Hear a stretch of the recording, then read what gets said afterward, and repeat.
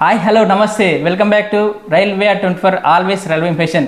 So ఎన్నో పోరాటాలు చేసి ఎన్నో ఉద్యమాలు చేసి కార్మికుల పక్షాన ఎంతో ధైర్యంగా నిలబడి ఈరోజు ఒక చిన్న స్థాయి అధికారి నుంచి ఒక గొప్ప స్థాయికి అయితే ఎదిగిన కామ్రేడ్స్ శంకర్రావు గారితో మనతో అయితే ఉన్నారన్నమాట. సో సార్తో మాట్లాడి సార్ యొక్క బయోగ్రఫీని మనం ఈ వీడియో ద్వారా మేము ముందు తీసుకొచ్చే ప్రయత్నం చేస్తున్నాం. కాబట్టి మన రైల్వే ఉద్యోగులు ప్రతి ఒక్కరి వీడియోకి ఒక లైక్ చేసి మీ యొక్క వాట్సాప్ గ్రూప్లో తప్పని షేర్ చేస్తారని మనస్ఫూర్తిగా కోరుకుంటూ, సో లేట్ చేయకుండా సార్ యొక్క బయోగ్రఫీని మనం సార్ బాల్యం నుంచి ఈ స్థాయికి ఎదిగిన పూర్తి ప్రస్థానం అనేది ఫస్ట్ టైం మన ఛానల్లో తీసుకొచ్చే ప్రయత్నం చేస్తున్నాం. కాబట్టి మన ఛానల్ సబ్స్క్రైబ్ చేసుకొని తప్పని మీ ఫ్రెండ్స్కి అయితే షేర్ చేయండి.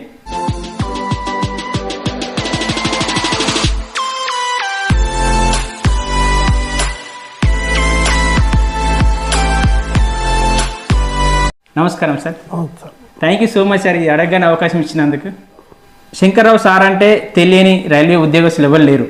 సో అలాంటి ఉద్యోగస్తుని కూడా మీ యొక్క బయోగ్రఫీ అనేది నా ఛానల్ ద్వారా తీసుకెళ్లాలని ఒక సదుద్దేశంతో డివిజన్ సెక్రటరీ రవీంద్ర సార్ని అడగగానే అవకాశం కల్పించినందుకు నిజంగా సార్కు అవకాశం ఇచ్చినందుకు మీకు ధన్యవాదాలు సార్. సో మొదటగా మీ యొక్క ప్రస్థానాన్ని అమ్మా నాన్నల గురించి పరిచయం చేసుకుంటూ మీ విద్యాభ్యాసం తర్వాత చెప్పండి సార్. స్వతంత్రం రాకముందు 15/8/1944లో ఉండంగానే చిన్న కుగ్రామం, గుంటూరు జిల్లాలో ఉన్న కుగ్రామంలో జన్మించడం జరిగింది. మా తల్లిదండ్రులు వెంకట సుబ్బారావు, శారదాంబ, వాళ్ళు ఫ్రీడమ్ ఫైటర్స్. ఆ తర్వాత ఫ్రీడమ్ ఫైటింగ్ అయిన తర్వాత, స్వతంత్రం వచ్చిన తర్వాత మా నాన్నగారు సుమారుగా ఒక 15 సంవత్సరాలు గ్రామ సర్పంచ్గా ఉండటం జరిగింది.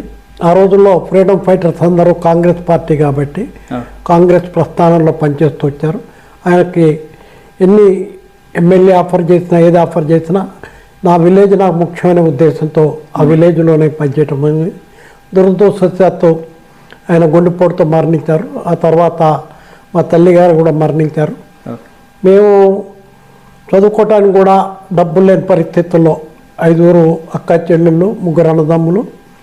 మరి ఆ పరిస్థితుల్లో కొంచెం కాయ కష్టం చేసి చిన్నప్పుడు 10th క్లాస్ వరకు చదువుకోవడం జరిగింది. స్టూడెంట్ డేస్లోనే నేను స్కూల్ పీపుల్ లీడర్గా ఉండేవాడిని. ఆ తర్వాత చిన్న చిన్న ఉద్యోగాలు చేసుకుంటూ హైదరాబాద్ రావటం జరిగింది.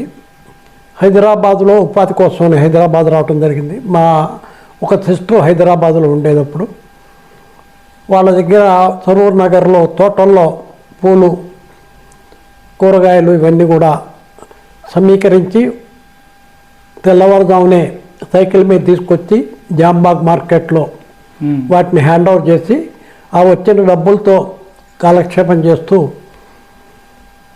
టైప్ రైటింగ్ నేర్చుకోవడం జరిగింది హైదరాబాద్లో. ఆ టైప్ రైటింగ్ నేర్చుకున్న తర్వాత ఒక లాయర్ గారి సహాయంతో హైకోర్టులో టైపిస్ట్గా, క్యాజువల్ లేబర్ టైపిస్ట్గా ఉద్యోగం దొరికింది. 61-62లో హైదరాబాదులోనే నేను ఉద్యోగం చేశాను. చేస్తున్న టైంలో జస్టిస్ జడ్జి గారు నన్ను చూసి, నీకు మంచి ప్రతిభ ఉంది, క్యాజువల్ లేబర్గా ఎందుకు పనిచేస్తున్నావు, నువ్వు కాంపిటేటివ్ ఎగ్జామినేషన్స్ రాసుకుంటే సెంట్రల్ గవర్నమెంట్లో మంచి ఉద్యోగాలు వస్తాయి, నువ్వు కాంపిటేటివ్ ఎగ్జామ్ రాయమని ఆయన ఎంకరేజ్ చేయడం కూడా జరిగింది. దాంతో నేను post and telegraphs competitive examination, railway examination 2 రాయటం జరిగింది. అయితే ముందుగా పోస్ట్ అండ్ టెలిగ్రాఫ్స్లో ఉద్యోగం వచ్చింది. నన్ను అప్పట్లో నిర్మల్లో, నిజామాబాద్ దగ్గర ఉన్న నిర్మల్లో పోస్ట్ చేయడం జరిగింది. నిజామాబాద్లో పనిచేయడం జరిగింది. నిజామాబాద్లో పనిచేస్తున్నాగా 1.5 సంవత్సరాల తర్వాత రైల్వేలో అప్పుడు ఎగ్జామినేషన్ 2 రాసినప్పుడు రాలేదు. ఆ తర్వాత నెమ్మదిగా వాళ్ళు పోస్టింగ్ ఇవ్వటం జరిగింది. రైల్వేలో ఉద్యోగం వచ్చింది. పిఎన్టీ దానికి రిజిగ్నేషన్ చేసి రైల్వేలో చేరటం జరిగింది. ఆ రైల్వేలో చేరిన తర్వాత మరి అప్పుడు సదర్న్ రైల్వేది, సదర్న్ రైల్వేలో పనిచేస్తూ, రైల్వే ఇంకా ఫారం అవ్వలేదు, సదర్న్ రైల్వేలో పనిచేస్తూ మరి సౌత్ రైల్వే ఫార్మేషన్ అయిన తర్వాత తునిలో పోస్టింగ్ ఇవ్వటం జరిగింది. నాకు ఫస్ట్ పోస్టింగ్ సార్ రైల్వేలో మొదటి పోస్టింగ్ అదే గోదావరి జిల్లా కాకుండా విశాఖపట్నం జిల్లాలో ఉంటుంది అది తుని. అక్కడి నుంచి తునిలో పనిచేసిన తర్వాత మళ్ళీ రాజమండ్రి ట్రాన్స్ఫర్ చేయడం జరిగింది. రాజమండ్రిలో పనిచేస్తూ మళ్ళీ అక్కడి నుంచి గుంటూరు ట్రాన్స్ఫర్ చేయడం జరిగింది. గుంటూరు నుంచి విజయవాడ వచ్చాను. తునిలో ఉండగానే నేను మొట్టమొదటి నుంచి స్టూడెంట్ లీడర్గా ఉన్నాను కాబట్టి ట్రేడ్ యూనియన్ అంత ఇంట్రెస్ట్గా ఉండి సౌత్ మద్దూరు యూనియన్లో అక్కడ పనిచేయటం జరిగింది. ఆ తర్వాత రాజమండ్రిలో పనిచేయటం జరిగింది. తర్వాత గుంటూరులో కూడా సౌత్ మద్దూరు యూనియన్లో పనిచేయటం, అనేక ఉద్యమాల్లో సౌత్ మద్దూరు యూనియన్ ఉద్యమాల్లో పాల్గొనడం జరిగింది. 68 సమ్మెలోను 74 సమ్మెలో కూడా మరి మేము పనిచేయటం జరిగింది. ఆ తర్వాత 2000 సంవత్సరంలో అనేక ఉద్యమాలు చేయటం జరిగింది రైల్వేల్లో. ముఖ్యంగా నేను బీఈసీ మెంబర్ దగ్గర నుంచి బీఈసీ మెంబర్గా 10 సంవత్సరాలు పనిచేశాను. తర్వాత అసిస్టెంట్ సెక్రటరీగా పనిచేశాను యూనియన్లో. ఆ తర్వాత బ్రాంచ్ సెక్రటరీగా పనిచేశాను. 87లో డివిజనల్ సెక్రటరీగా విజయవాడ డివిజన్లో డివిజనల్ సెక్రటరీ అవ్వటం జరిగింది. డివిజనల్ సెక్రటరీ నుంచి 2002 దాకా నేను డివిజనల్ సెక్రటరీగా సుమారుగా 15 సంవత్సరాల పాటు విజయవాడ డివిజన్లో పనిచేశాను. ఆ తర్వాత సుందరేశన్ గారు నన్ను ఇక్కడ జోనల్ అధ్యక్షులుగా తీసుకొచ్చారు 2002లో. 2002 నుంచి 2003 వరకు జోనల్ అధ్యక్షులుగా పనిచేశాను. 2003లో కొన్ని కారణాల మూలాన సుందరేశన్ గారు రిజైన్ చేయటం మూలాన జనరల్ సెక్రటరీగా రావటం జరిగింది. అప్పటి నుంచి ఈ రోజు వరకు కూడా మరి జనరల్ సెక్రటరీగా నేను సోషల్ మద్దూరు యూనియన్లో పనిచేయడం జరుగుతుంది. ఓకే సార్, అంటే మీ యొక్క ప్రస్థానం మొత్తం కంప్లీట్గా అంచెలంచెలుగా ఎదుగుతున్న నాయకునికి ఇందర్శనంగా మీరైతే రావడం జరిగింది. ఎందుకంటే ఒక బీఈసీ మెంబర్గా ఉన్నారు, అసిస్టెంట్ సెక్రటరీగా, అసిస్టెంట్ చైర్మన్గా, తర్వాత బ్రాంచ్ సెక్రటరీగా, అంచెలంచె ఎదుగు డివిజన్ సెక్రటరీ విజయవాడ డివిజన్ సెక్రటరీగా ఉండి ఈరోజు అత్యున్నతమైన అంటే మజ్దూర్ యూనియన్ జనరల్ సెక్రటరీ స్థాయికి ఎదిగిన మీ యొక్క ఈ ప్రస్థానం ప్రతి ఒక్క ఈ మజ్దూర్ యూనియన్ కార్యకర్తకి ఆదర్శంగా తీసుకుంటారు సార్. ఎందుకంటే వాళ్ళు కూడా భవిష్యత్తులో రాబోయే మంచి నాయకులు అవుతారు కాబట్టి మీ యొక్క ప్రస్థానం చేసి మీ కష్టపడ్డ విధానం కావచ్చు, మీరు కార్మికులు చేసిన మంచి పనులు కావచ్చు, ఈ లోటుపాట్లను కూడా మీరు సరిదిద్ది వాళ్ళకు సరైన న్యాయం చేశారని చాలామంది ఇప్పటికీ అంటూ ఉంటారు సార్ శంకర్రావు సార్ వల్ల మాకు ఇది జరిగింది అని చాలామంది అంటూ ఉంటారు సార్, పాత వాళ్ళు ఎస్పెషల్లీ. సో దాని పరంగా చూసుకుంటే సార్ మీరు మొదటిగా అంటే మజ్దూర్ యూనియన్ వైపు ఎందుకు రావాలనుకున్నారు? అప్పుడు కూడా ఇంకో ఆపోజిషన్ వాళ్ళు ఉంటారు కదా. స్టూడెంట్ యూనియన్ లీడర్గా నేను కమ్యూనిస్ట్ పార్టీకి కొంచెం దగ్గరగా ఉండేవాడిని. SFI వాటిలో ఆ స్టూడెంట్ లీడర్గా ఉండగా వాళ్ళ యొక్క భావజాలానికి ఆకర్షితమై అందులో ఉండేవాడిని. ఆ తర్వాత రైల్వేలకు వచ్చిన తర్వాత మరి మజ్దూర్ యూనియన్ అనేది నాన్ పొలిటికల్ ఆర్గనైజేషన్, తర్వాత ఒక రికగ్నైజ్డ్ ఆర్గనైజేషన్ ఉంది కాబట్టి మజ్దూర్ యూనియన్లో ఆ రోజుల్లో అదే అన్రికగ్నైజ్డ్ యూనియన్ సదర్న్ రైల్వేలో అయినా కూడా ఆ భావజాలానికి మెచ్చి మరి అందులో చేరటం జరిగింది. ఆ తర్వాత సౌతర్న్ రైల్వే ఫార్మ్ అయిన తర్వాత అది రికగ్నైజ్డ్ యూనియన్గా కూడా అవటం కూడా జరిగింది. అనేక పోరాటాలు చేశాం, ముఖ్యంగా బోనస్ గురించి పోరాటం, ఆ బోనస్ తర్వాత బోనస్ సీలింగ్ మీద తీసేయటం గురించి పోరాటం చేశాం. ఇదే కాకుండా మరి నైట్ డ్యూటీ అలవెన్సెస్ మీద కానివ్వండి, అనేక కేటగిరీల్లో ప్రమోషన్స్ గురించి కానివ్వండి, మరి తర్వాత కార్మికులకి మరి ఆఫీసర్ల యొక్క దమనకాండకి నిరసిస్తూ కూడా అనేక ఉద్యమాలు చేయటం కూడా జరిగింది. అది దాని మొట్టమొదటి నుంచి కమ్యూనిస్ట్ భావజాలం ఉంది కాబట్టి మరి ఆ పోరాటాలకు ఆకర్షితమై మజ్దూర్ యూనియన్లో మేము పనిచేయడం జరిగింది. Okay sir, thank you so much sir. నేను విన్నది ఏంటంటే కట్టెలు కొట్టే స్థాయిలో ఉద్యోగాలు చెప్పలేదు.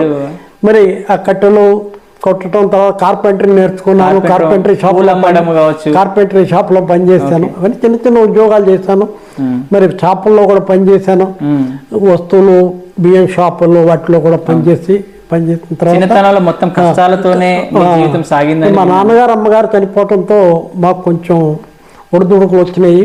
మరి అలాంటి సమయంలో ఎలా మానసిక ధైర్యం తెచ్చుకున్నారు? ఏ విధంగా మీరు మీ ఫ్యామిలీని ముందుకు తీసుకొచ్చారు? నాకు కమ్యూనిస్ట్ భావజాలం ఉండటంలో పోరాటం ఎలా అయితే అలవాటైందో పోరాటంతో పాటు మనసు కూడా దృఢంగా పని చేయగలం, ఏ పని అయినా చేయగలం అనే ఒక దృఢమైన విశ్వాసం ఉండేది. ఆ తర్వాత హైదరాబాద్ వచ్చిన తర్వాత చాలామంది నాకు సహాయం చేశారు. అప్పట్లో మా రిలేషన్స్ కొంతమంది ఉండేవాళ్ళు ఇక్కడ. ఆ విధంగా మరి జీవితంలో ఒడిదుడుకులు ఎదుర్కొన్నా కూడా రైల్వేలకు వచ్చిన తర్వాత అది పర్మనెంట్ ఉద్యోగం కాబట్టి మరి బాగానే జరిగింది. నాకు 2 పిల్లలు. పెద్ద అబ్బాయి వచ్చి సాఫ్ట్వేర్ కంపెనీ పెట్టుకున్నారు హైదరాబాద్లో. అతను ఐఐటి ఖరగ్పూర్లో మరి ఎంఎస్ చేసి అమెరికాలో ఎల్ఐ చేసి గోల్డ్ మెడలిస్ట్ అతను. వాళ్ళందరూ కూడా రైల్వే స్కూల్లో చదువుకున్న వాళ్ళే. పిల్లలిద్దరు కూడా రైల్వే స్కూలు, ఆ తర్వాత గవర్నమెంట్ కాలేజీలో చదువుకున్న తర్వాతే వాళ్ళు ఇద్దరు కూడా సాఫ్ట్వేర్ ఇంజనీర్స్, ఇద్దరు అమెరికాలో పనిచేశారు. అమెరికాలో పనిచేస్తూ మా పెద్ద అబ్బాయి సొంత కంపెనీ పెట్టుకుని మరి సొంత కంపెనీ తర్వాత ఇక్కడ జనరల్ మేనేజర్ హెచ్సిఎల్గా పనిచేశారు. సీనియర్ జనరల్ మేనేజర్ హెచ్సిఎల్గా బెంగళూరులో పనిచేశారు. ఆ తర్వాత ఓన్ కంపెనీ పెట్టుకొని అతను ఒక 10 మంది పార్ట్నర్స్తో ఓన్ కంపెనీ సాఫ్ట్వేర్ కంపెనీ నడపడం జరుగుతుంది. రెండో అబ్బాయి వరాకిల్లో ఉన్నారు బెంగళూరులో, అతను కూడా జనరల్ మేనేజర్ స్థానంలో ఉన్నారు. ఆ తర్వాత మా రెండో కోడలు ఇన్ఫోసిస్లో ఉంది. మా పెద్ద అబ్బాయి అన్మ్యారీడ్, అతను మ్యారేజ్ చేసుకోలేదు. సో ఇది మా కుటుంబ ప్రస్థానం. సో సార్, మరి రైల్వేలో మీరు మొదటి తూనీలో పోస్టింగ్ తీసుకున్నారు కదా, అక్కడ పోస్టింగ్ తీసుకున్న ఆ కేటగిరీ ఏంటిది? సో మీరు రిటైర్మెంట్ అయ్యేంత వరకు ఏ స్థాయికి ఎదిగారు రైల్వేలో? అంటే నేను ఆ రోజు రైల్వేలో టికెట్ కలెక్టర్గా నాకు ఉద్యోగం వచ్చింది. ఆ టికెట్ కలెక్టర్గా తునిలో పోస్టింగ్ అయింది. తునిలో పనిచేస్తూ అక్కడ యూనియన్ బ్రాంచ్ కూడా ఓపెన్ చేసి యూనియన్లో పనిచేయటం జరిగింది. ఆ తర్వాత రాజమండ్రి రావటం, రాజమండ్రి ట్రాన్స్ఫర్ అయిన తర్వాత అక్కడ కూడా యూనియన్లో పనిచేసాం. 68 స్ట్రైక్ రాజమండ్రిలో ఉండగానే వచ్చింది. 1 డే టోకెన్ స్ట్రైక్, అది పొద్దు నుంచి సాయంత్రం దాకా స్ట్రైక్ చేయడం జరిగింది. ఆ తర్వాత గుంటూరు వచ్చాం. గుంటూరులో మరి చాలా ఎక్కువ కాలం యూనియన్లో పనిచేయటం జరిగింది. సుమారుగా ఒక 5 సంవత్సరాలు గుంటూరులో అక్కడ నేను పదవులు ఏవి తీసుకోవటం అనేది జరగలేదు యూనియన్లో, ఎందుకంటే పనిచేసుకోవటం అనేది నా మన స్వభావం. పోస్టులు కావాలి, పోస్టులు ఉంటేనే పనిచేయాలనే విధానంలో పనిచేసేవాడిని కాదు. వాళ్ళు ఎంత ఆఫర్ చేసినా కూడా నేను తీసుకోలేదు, ఎందుకంటే పనిచేసే వాళ్ళం మేము ఉన్నాము, పోస్టులు కావాలని వాళ్ళకి ఇమ్మని సిద్ధాంతం మీద నేను నడిచేవాళ్ళం.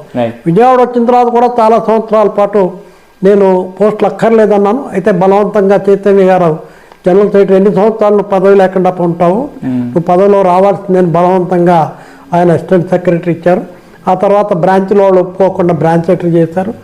ఆ తర్వాత మా డివిజనల్ సెక్రటరీగా ఉన్న ఒడివేలు గారు నాకు కంపల్సరీగా నువ్వు అసిస్టెంట్ డివిజనల్ సెక్రటరీ అవ్వాల్సిందని బలవంతం మీద అసిస్టెంట్ డివిజనల్ సెక్రటరీ చేయడం జరిగింది. ఆ తర్వాత సుందరేశన్ గారు బలవంతం చేయటం మూలన ప్రెసిడెంట్గా మరి హైదరాబాద్ రావటం జరిగింది. అయితే పొలిటికల్గా నేను చాలా స్ట్రాంగ్గా ఉన్నాను విజయవాడలో. అన్ని పొలిటికల్ పార్టీస్ నన్ను సపోర్ట్ చేస్తుండేది. ఎన్టీ రామారావు గారు, నేను టికెట్ కలెక్టర్ కాబట్టి టీటీగా మద్రాసులో పనిచేస్తూ ఉండేవాడిని. అందుమూలన ఎన్టీ రామారావు గారితో బాగా పరిచయం ఉంది. ఆయన పార్టీ పెట్టినప్పుడు ఎమ్మెల్యే కూడా ఆఫర్ చేశారు నాకు. అయితే రాజకీయాలు ఆ తర్వాత హైదరాబాద్ వచ్చిన తర్వాత కూడా మరి చాలామంది నాకు ఆఫర్ చేశారు పొలిటికల్గా రమ్మని. అయితే నేను పొలిటికల్గా వెళ్ళటం ఇష్టం లేదు. టీఆర్ఎస్ నాయకులతో కూడా మంచి సంబంధాలు ఉన్నాయి, అలాగే కాంగ్రెస్ నాయకులతో కూడా మంచి సంబంధాలు ఉన్నాయి. యూనియన్గా ఎంతవరకు పొలిటికల్గా వాడుకోవాలి అంతవరకు వాడుకుంటాం తప్పితే పొలిటికలైజేషన్ యూనియన్ చేయకుండా చక్కగా కార్మికుల పక్షాన కార్మికుల చేత కార్మికుల కొరకు మాత్రమే సౌతల్య మద్దతు పనిచేస్తుంది. ఈ రోజు వరకు అలాగే పనిచేస్తున్నాం. కార్మికుల యొక్క ప్రోద్బలంతో 2 సీక్రెట్ బ్యాలెట్ ఎలక్షన్లు జరిగినాయి. 2 సీక్రెట్ బ్యాలెట్ ఎలక్షన్లో కూడా గెలుపు సాధించి రికగ్నైజ్డ్ యూనియన్గా సౌత్ సెంట్రల్ రైల్వేలో మేము నిలబెట్టడం కూడా జరిగింది. అదృష్టవశాత్తు నేను ఓపెన్ లైన్ నుంచి వచ్చిన వాళ్ళలో మొట్టమొదటి విజయవాడ డివిజన్లో ఓపెన్ లైన్ నుంచి వచ్చి ఆఫీస్ స్టాఫ్ నుంచి కాకుండా ఓపెన్ లైన్లో ఉన్నగా నేను డివిజనల్ సెక్రటరీ అయ్యాను. అలాగే సికింద్రాబాద్లో జనరల్ సెక్రటరీగా అంతకుముందు అంతా ఆఫీస్ స్టాఫ్ ఉండేవాళ్ళు.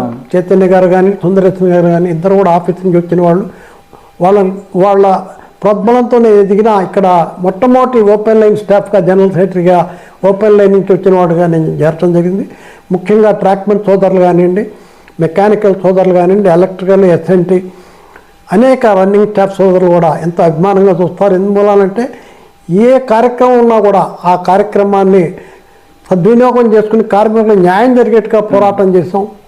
కొన్ని వందల మరి అపాయింట్మెంట్లు, కంపాసినేటెడ్ అపాయింట్మెంట్లు కానివ్వండి అవి ఇప్పించాం. ఎంతో దగ్గర నాకు తెలిసినంతలో ఒక 5-6 లక్షల కేసులు మరి ఈ ప్రస్థానంలో మేము పనిచేయటం జరిగింది. కార్మికులు ఇవాళ మద్దూరేణంతో ఉన్నారంటే మద్దూరేణి మీద నమ్మకం, నీతి నిజాయితీతో మేము మద్దూరేణిలో పనిచేశాం కాబట్టి ఈరోజు వరకు కూడా మరి ఇప్పుడు ప్రజల్లో చైతన్యం బాగా పెరిగిపోయిన సందర్భంలో కూడా మరి డబ్బులు రాజ్యం వెళ్తున్న పరిస్థితుల్లో కూడా మద్దూరు యూనియన్ గెలవగలుగుతుందంటే కార్మికుల యొక్క అభిమానం, కార్మికుల యొక్క శక్తి ఎప్పుడు కూడా మద్దూరు యూనియన్లో ఉంది. యువశక్తి అంతా కూడా మద్దూరు యూనియన్ని సపోర్ట్ చేయబట్టే ఈరోజు వరకు కూడా మద్దూరు యూనియన్ ఎదురు లేకుండా మరి నిర్భయంగా సమస్యల మీద పోరాటాలు మీరు చేయగలుగుతారు. అవును సార్. సో మొత్తానికి మీరు చేసిన క్రమంలో ప్రతి పని కూడా కార్మికుల పక్షాన నిలబడి వాళ్ళకు ఉపయోగపడే విధంగానే చేశారని మీ మీద మంచి మాట ఉంది సార్. చివరిగా మనము మీ యొక్క బయోగ్రఫీ కనుక చూసుకుంటే చివరి దశలో అంటే మీరు రిటైర్మెంట్ లాస్ట్లో మీరు రైల్వేలో ఏ బెస్ట్ పొజిషన్కి వెళ్ళారు అంటే ఉద్యోగ రైల్వేలో టికెట్ కలెక్టర్ నుంచి highest post chief ticket inspector దాకా పనిచేశాను. అయితే ఎక్కువ కాలం యూనియన్లోనే ఉండటం మూలాన యూనియన్ డిప్యుటేషన్లో ఉన్నాను నేను. రైల్వేలో పెద్దగా ఫస్ట్ 15 years మాత్రమే నేను రైల్వేలో ఉద్యోగం చేయటం జరిగింది. ఆ తర్వాత మరి సుమారుగా 20 సంవత్సరాల పైన నేను డిప్యుటేషన్లో ఉండి రైల్వేల్లో పనిచేయటం జరిగింది. ముఖ్యంగా రైల్వేల్లో ఇప్పుడున్న పరిస్థితుల్లో ఉమెన్ ఎంప్లాయ్మెంట్ బాగా పెరిగిపోయింది. వాళ్ళని కూడా మేము సక్రమంగా వినియోగించుకోవడానికి ఉమెన్ ఎంపవర్మెంట్లో కౌశల్య మధురి ముందుంటుంది. మరి మొట్టమొదటి డివిజనల్ సెక్రటరీ ఆల్ ఇండియాలో మొట్టమొదటి డివిజనల్ సెక్రటరీగా విజయవాడలో ఉన్న ఒక అమ్మాయిని మేము చేయటం జరిగింది. అలాగే మొట్టమొదటి వర్కింగ్ ప్రెసిడెంట్గా కూడా ఉమ్మన్ని చేసాం కొన్ని సంవత్సరాలు. ఆ తర్వాత అన్ని బ్రాంచుల్లో కూడా ఉమ్మన్ని ఎంకరేజ్ చేస్తున్నాం. డివిజన్స్లో ఉమ్మన్ని ఎంకరేజ్ చేస్తాం. ఉమెన్ ఎంపవర్మెంట్లో మధురిని ముందుంది. Okay, so thank you so much sir. మీ యొక్క బయోగ్రఫీ మీరు ఎదిగిన క్రమాన్ని అంచెలంచెలుగా ఒక సాధారణ టీసీగా మొదలైన ప్రస్థానం కమర్షియల్ టికెట్ కలెక్టర్కి వెళ్ళి తర్వాత డిప్యూటేషన్ మీద మజ్దూర్ యూనియన్లో వర్క్ చేసుకుంటూ అందులో కూడా ఒక బీఈసీ మెంబర్ నుంచి అసిస్టెంట్ సెక్రటరీ నుంచి డివిజనల్ సెక్రటరీ నుంచి జనరల్ సెక్రటరీ స్థాయికి ఎదిగి అదేవిధంగా ఆల్ ఇండియా రైల్వే ఫెడరేషన్ కూడా ట్రెజరీగా మీరు వర్క్ చేస్తున్నారు. సో ఎంతోమంది రాబోయే నాయకులందరికీ మీ యొక్క లైఫ్ స్టోరీ అనేది నిదర్శనంగా ఉంటాయి సార్. సో తప్పకుండా వాళ్ళందరూ మీ యొక్క మంచి మాటల్ని మంచి సూచనలు వాళ్ళందరూ తప్పకుండా పాటిస్తారని మనస్ఫూర్తిగా కోరుకుంటున్నాను సార్. సో ఈ వీడియోస్ని ఒక వాట్సాప్ గ్రూప్లో తప్పకుండా షేర్ చేయండి. తప్పకుండా ఈ వీడియోకి ఒక లైక్ చేసి మీ యొక్క సపోర్ట్ అయితే తెలియజేసిన మనస్ఫూర్తిగా కోరుకుంటున్నాను. Thank you so much sir.